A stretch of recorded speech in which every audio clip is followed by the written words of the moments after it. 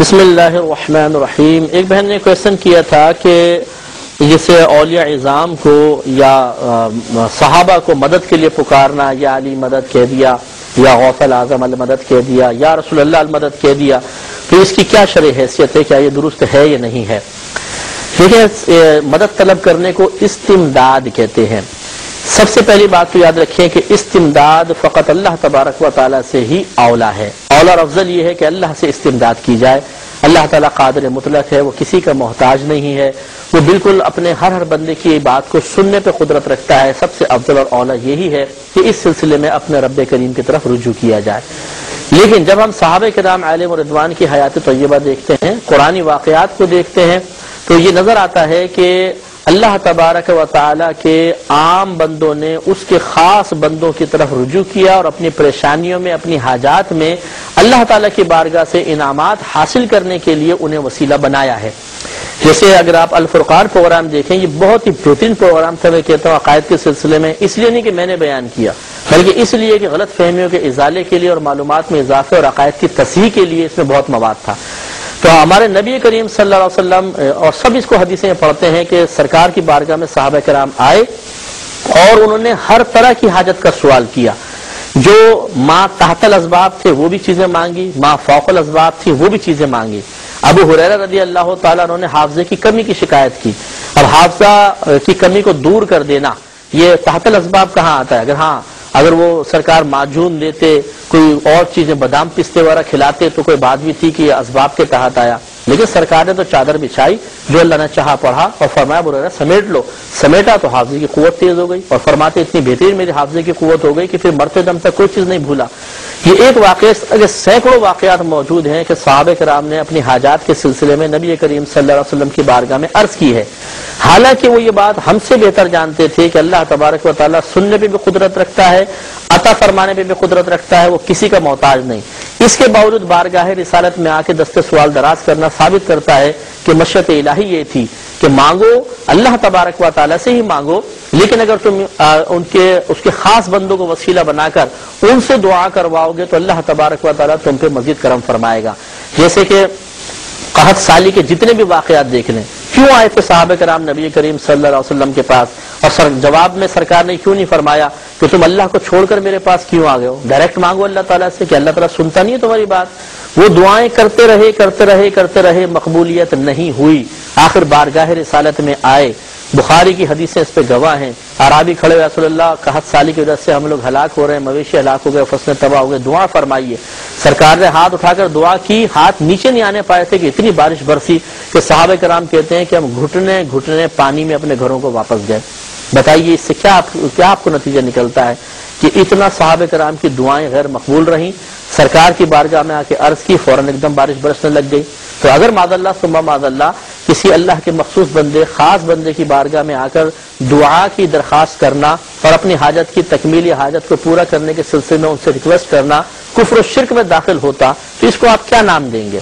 تو بس یہی وہ چیز ہے، اس کو ذہن میں رکھیے تاکہ غلط فہمی کا ازالہ ہو کہ اگر کوئی کسی مخلوق کے پاس جا کر ان سے دعا کرواتا ہے تو یہ اللہ کو چھوڑ کر جانا نہیں ہے، بلکہ تعلق الہی کو مضبوط کرنے کی غرض سے ایسا ہے۔ اور یہ میں اس کو بہت بڑی خیانت تصور کروں گا کہ اس قسم کے معاملے میں اس اللہ کے نیک بندے اور اللہ تعالیٰ کو مقابل کھڑا کر دینا۔ تم اللہ کو چھوڑ کے ادھر جا رہے ہو، کیوں آپ نے مقابل لے کر آئے؟ اللہ کو چھوڑ کے کون جا رہا ہے؟ معاذ اللہ ثم معاذ اللہ۔ یہ جو بندے ہیں یہ بھی اگر کچھ دیں گے، ایک تنکا بھی دیں گے تو اس سلسلے میں اللہ کے محتاج ہیں، اللہ تعالیٰ کے عطا کے بغیر کوئی بھی ایک تنکا بھی نہیں دے سکتا۔ یہ عقیدہ ذہن میں رکھیے۔ اللہ تعالیٰ کی عطا سے ان کو بڑے اختیارات حاصل ہوتے ہیں، یہ کسی کے لیے دعا کر دیتے ہیں تو بیڑا پار ہو جائے۔ اگر کوئی اس عقیدے کے ساتھ کسی مخلوق کی طرف متوجہ ہوتا ہے کہ دے گا اللہ تبارک و تعالی ہی، لیکن ان کی دعا میری تکمیل حاجت کا وسیلہ اور ذریعہ بن جائے گی، اس وجہ سے متوجہ ہوتا ہے تو اس میں کوئی شرک کا تصور نہیں۔ اگر کوئی اس میں بھی شرک کا تصور رکھے تو کوئی نبی، کوئی ولی، کوئی صحابی اس شرک کے فتوے سے نہیں بچ سکتا ہے، اور ان سب کو مشرک کہہ دینے والا خود اپنے ایمان کی کیسے حفاظت کرے گا؟ یہ پھر وہ خود بیچارہ اس کا جواب تلاش کر لے، ورنہ ہمیں لکھ کر بھیج دے کہ کس طریقے سے بچے گا۔ مفتی صاحب کے علم سے میں بہت متاثر ہوں اور ادب کے دائرے میں رہ کر سوال کرتا ہوں۔ جو بہن نے آپ سے کوشچن کیا تھا کیا وہ حضور صلی اللہ علیہ وسلم کے زمانے کی محترمہ ہے یا پھر حضرت عبد القادر جیلانی رحمۃ اللہ علیہ کے زمانے کی محترمہ؟ مفتی صاحب نے جو دلائل پیش کیے ہیں اس سے ایمان میں اضافہ ہوتا ہے اور شرک کا رد ہوتا ہے۔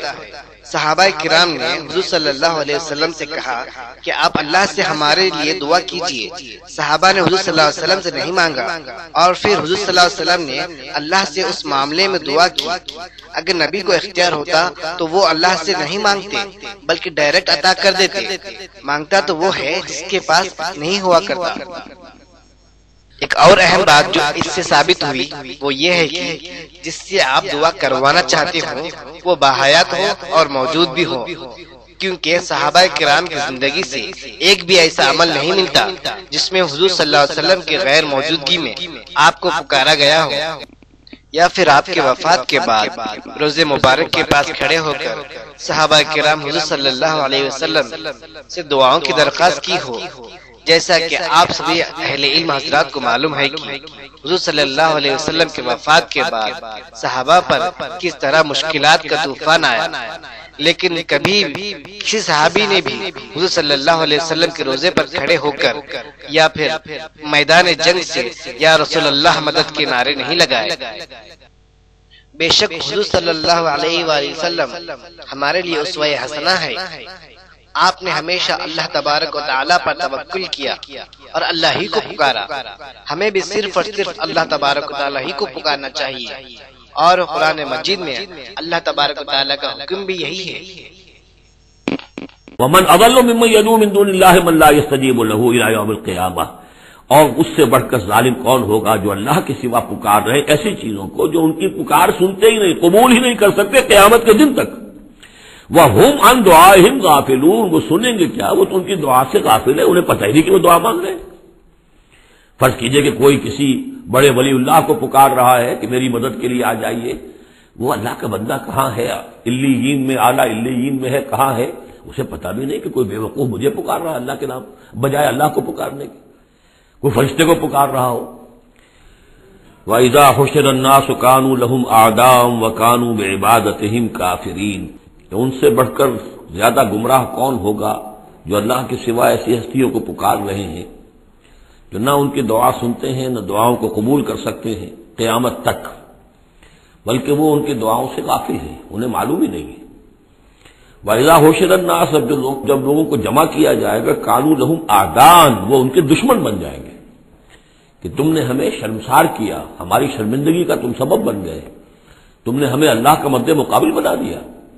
جیسے کہ حضور صلی اللہ علیہ وسلم نے ایک صحابی کو ٹوک دیا، وہ اپنے کسی گفتگو کے انداز میں، اور ظاہر بات ہے کہ ان کی نیت تو وہ نہیں تھی کہ حضور کو اللہ کے برابر کر دیں، لیکن الفاظ ایسے ان کی زبان سے نکلے، ما شاء اللہ و ما شئت، جو اللہ چاہے اور آپ چاہیں، اسی پر ٹوک دیا حضور نے، اجعلتنی للہ ندن، کیا تم نے مجھے اللہ کا مد مقابل بنا دیا؟ مشیت صرف اللہ کی ہے۔ تو یہ اولیاء اللہ، یہ فرشتے، یہ پیغمبر، اگر انہیں آپ نے اللہ کے برابر بنا دیا، ان کو پکار رہے ہیں، ان سے دعائیں کر رہے ہیں، تو یہ تو گویا کہ ان کے لیے شرمندگی کی بات ہوگی اللہ کے سامنے، تو وہ دشمن بنیں گے۔ وَإِذَا حُشِرَ النَّاسُ كَانُوا لَهُمْ أَعْدَاءً وَكَانُوا بِعِبَادَتِهِمْ كَافِرِينَ، اور وہ تو ان کی عبادت کا انکار کریں گے۔ وَيَعْبُدُونَ مِن دُونِ اللَّهِ مَا لَا يَمْلِكُ لَهُمْ رِزْقًا مِنَ السَّمَاوَاتِ وَالْأَرْضِ شَيْئًا، اور یہ پوج رہے ہیں اللہ کو چھوڑ کر ان چیزوں کو جنہیں کوئی اختیار نہیں ہے ان کے لیے کسی رزق کا، نہ آسمانوں سے نہ زمین سے، ولا یستطیعون، نہ اس کی قدرت رکھتے ہیں۔ یہ ذہن میں رکھیے کہ یہ جو مشرکین عرب تھے اپنے ایام جاہلیت میں بھی تلبیہ جو پڑھتے تھے، لبیک اللہم لبیک لبیک لا شریک لک لبیک، تو اس میں موجود تھا لا شریک لک لبیک الا شریکا تملکہ وما ملک، تیرا کوئی شریک نہیں، ہاں وہ شریک کہ جو کچھ اس کا اختیار ہے اس کا بھی مالک تو ہی ہے، یعنی بالآخر اختیار تیرا ہی تیرا ہے، کسی تیرے شریک کے پاس کوئی اختیار جو ہے تو اس سے آزاد ہو کر آٹونومس کوئی اختیار اس کے پاس نہیں ہے۔ تملکہ وما ملک، تو ہی اس کا بھی مالک ہے، اور جو بھی اس کا اختیار ہے وہ بھی در حقیقت تیرا ہی عطا کردہ ہے، یا تیرا اختیار مطلق اس کے اوپر بھی غالب ہے۔ تو گویا کہ جیسے عیسائیوں کے ہاں انہوں نے توحید کو تثلیث میں بدلا، پھر تثلیث کو توحید میں لے آتے ہیں، 3 in 1 and 1 in 3، اسی طریقے سے مشرکین عرب توحید کے اندر شرک پیدا کرتے تھے، شرک کو پھر لوٹا دیتے تھے توحید کی طرف۔ قل لا يعلم من في السماوات والارض الغیب الا اللہ، کہہ دیجئے کوئی نہیں اللہ کے سوا جو آسمان اور زمین کا غیب جانتا ہو. وما یشعرون ایان یبعثون، اور انہیں تو یہ بھی معلوم نہیں ہے کہ انہیں کب اٹھایا جائے گا.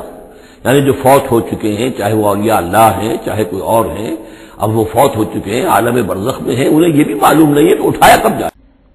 اعوذ باللہ من الشیطان الرجیم، بسم اللہ الرحمن الرحیم.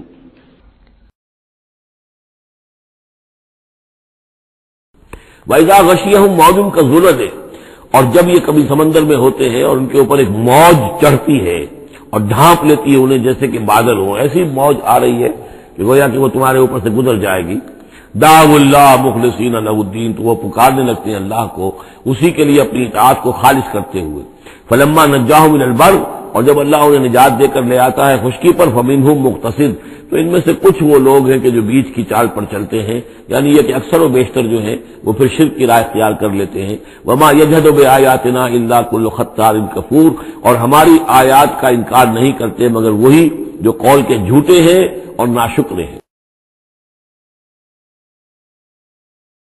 یولج اللیل فی النہار، وہ پرو لاتا ہے یا داخل کر دیتا ہے رات کو دن میں. ویولج النہار فی اللیل، اور داخل کر دیتا ہے دن کو رات میں. وسخر الشمس والقمر، اور اس نے مسخر کیا ہے سورج کو اور چاند کو. کل یجری لاجل مسمى، ہر چیز چل رہی ہے، ہر چیز چل رہی ہے ایک وقت معین تک کے لیے. ذالکم اللہ ربکم، یہ ہے اللہ تمہارا رب جس نے یہ سب کچھ بنایا ہے. لہ الملک، کل بادشاہی اسی کی ہے. والذین تدعون من دونہ ما یملکون من قطمیر، اور جنہیں تم پکارتے ہو اس کو چھوڑ کر، یہ دیویاں اور دیوتا، گاڈز اینڈ گاڈیسز، ان کو اختیار نہیں ہے ایک باریک سی جھلی جیسا بھی. اب یہ قطمیر جو ہے، کیونکہ کھجور ان کے ہاں تھی، ان کا پھل ہے سب سے بڑا، بلکہ وہ تو سیکولر ڈائٹ بھی ان کی کھجور ہی تھی، تو اس کی چیزوں کو یہ ہے مثال کے طور پر کھجور کی گٹھلی کے اوپر ایک بہت باریک سی جھلی ہوتی ہے، وہ قطمیر ہے. اور کھجور کی ناک سے ایک چھوٹا سا دھاگا لگا ہوتا ہے، وہ فتیل ہے. تو اب کسی چیز کی حقارت کی بات کرنی ہو، بہت ہی حقیر سی، بہت ہی معمولی سی شے، تو قطمیر یا وہ فتیلہ، یہ الفاظ اس کے حوالے سے آتے ہیں. ان تدعوہم لا یسمعوا دعاءکم، اگر تم انہیں پکارو وہ تمہاری پکار سنتے ہی نہیں، تمہاری دعائیں سنتے ہی نہیں. ولو سمعوا ما استجابوا لکم، اگر سن بھی لے، فرض کیجیے فرشتہ سن بھی لے کہ مجھے پکارا جا رہا ہے، تو وہ تمہاری دعا قبول نہیں کر سکتے. وَيَوْمَ الْقِيَامَةِ يَكْفُرُونَ بِشِرْكِكُمْ، اور قیامت کے دن وہ تمہارے شرک کا انکار کریں گے. وَلَا يُنَبِّئُكَ مِثْلُ خَبِيرٍ، اور نہیں بتائے گا تمہیں حقائق مگر اس طرح جیسے کہ اللہ بتا رہا ہے، جو خبیر ہے، جاننے والا ہے، وہ تمہیں تمام باتیں بتا رہا ہے، کوئی اور بتا نہیں سکتا. یا ایھا الناس انتم الفقراء الی اللہ، لوگو تم سب کے سب محتاج ہو اللہ کے لیے، تمہاری ساری ضرورتیں احتیاجات ہیں کہ جو اللہ تعالیٰ پوری فرماتا ہے. واللہ هو الغنی الحمید، اور اللہ تو غنی اور حمید ہے، اسے کوئی احتیاج نہیں، اس کی کوئی ضرورت نہیں جو تم سے پوری ہو رہی ہو. وَلَئِن سَأَلْتَهُم مَّنْ خَلَقَ السَّمَاوَاتِ وَالْأَرْضَ لَيَقُولُنَّ اللَّهُ، اور جب یہ آپ ان سے اگر پوچھیں گے کس نے پیدا کیا آسمانوں اور زمین کو، وہ کہیں گے اللہ نے. قُلْ أَفَرَأَيْتُم مَّا تَدْعُونَ مِن دُونِ اللَّهِ إِنْ أَرَادَنِيَ اللَّهُ بِضُرٍّ هَلْ هُنَّ كَاشِفَاتُ ضُرِّهِ. تو اے نبی ان سے کہیے تو ذرا غور کرو، جن کو تم پکارتے ہو اللہ کے سوا، اگر اللہ نے میرے لیے کسی تکلیف کا فیصلہ کر دیا ہو تو کیا وہ تمہارے معبود میری اس تکلیف کو دور کر سکیں گے؟ دیکھیں ظاہر بات ہے وہ بھی مانتے تھے کہ بڑا اللہ تو وہی ہے، اللہ یہ چھوٹے ہیں، تو بڑے کا حکم چلے گا کہ چھوٹے کا چلے گا؟ اگر اللہ نے فیصلہ کر دیا ہو کوئی تکلیف کا، میرے لیے کسی ضرر کا، تو کیا یہ تمہارے معبود تمہارے اپنے عقیدے کے مطابق جو بات ہے اس سے سوچو کہ کیا وہ اس کو اللہ کے فیصلے کے آڑے آ سکتے ہیں؟ اراد بھی برحمت، اور اگر اللہ تعالیٰ نے میرے لیے رحمت کا کوئی فیصلہ کر لیا ہے، حل ہن ممسکات رحمت ہی، کیا ان میں اتنی طاقت ہے کہ اس کی رحمت کو روک لیں؟ قل حسبی اللہ، کہہ دیجیے میرے لیے تو میرا رب کافی ہے. علیہ یتوکل المتوکلون، اسی پر توکل کرتے ہیں توکل کرنے والے. علیکم بأنہ اذا دعی اللہ وحدہ کفرتم، یہ اس لیے ہے کہ جب اللہ کو پکارا جاتا تھا اکیلے کو، اس کی توحید کی دعوت دی جاتی تھی، تم نے کفر کیا. وہی یشرک نہیں تؤمنوا، اور جب اس کے ساتھ شرک کی باتیں ہوتی تھی تو تم اس کی تصدیق کرتے تھے. فالحکم للہ العلی الکبیر، تو اب تو اختیار جو ہے اللہ ہی کے ہاتھ میں ہے جو بلند و بالا ہے اور عظمت والا ہے. وقال ربکم ادعونی استجب لکم، اب یہ ہے وہ پھر دعا کی، اور تمہارا رب تو کہتا ہے کہ مجھے پکارو، میں تمہاری دعا سنوں گا، قبول کروں گا۔ ہم تو مائل بکرم ہیں، کوئی سائل ہی نہیں، مانگو مجھ سے۔ ایک حدیث میں آتا ہے کہ انسان کا معاملہ یہ کہ اس سے مانگا جائے تو اس سے گراں گزرتا ہے، مجھ سے کیوں مانگا۔ اللہ کا معاملہ یہ ہے کہ نہ مانگو گے تو وہ ناراض ہوگا، مانگو اس سے۔ وہ تو اب یہ وقت وہی ہے جس کے بارے میں کہا گیا حدیث میں کہ اللہ تعالیٰ سمائے دنیا تک نازل ہوتے ہیں رات کے پچھلے پہر، اور پھر ایک ندا ہوتی ہے حل من مستغفر فاغفر اللہ، ہے کوئی استغفار کرنے والا کہ میں اسے بخش دوں، حل من سائل فاعطیہ، ہے کوئی مانگنے والا کہ میں اسے عطا کروں۔ تو فرمایا وقال ربکم ادعونی استجب لکم ان الذین یستکبرون عن عبادتی سیدخلون جہنم داخرین، یقیناً وہ لوگ کہ جو میری عبادت سے تکبر کی بنا پر اعراض کرتے ہیں وہ داخل ہوں گے جہنم میں ذلیل اور خار ہو کر۔ اور یہ میں عرض کر چکا ہوں کہ عبادت اور دعا ایسی لازم و ملزوم ہے کہ اس آیت میں پہلے کہا دعا ادعونی اور اس کے بعد فرمایا عبادتی، تو گویا کہ دعا اور عبادت لازم و ملزوم ہے، مترادف الفاظ ہیں۔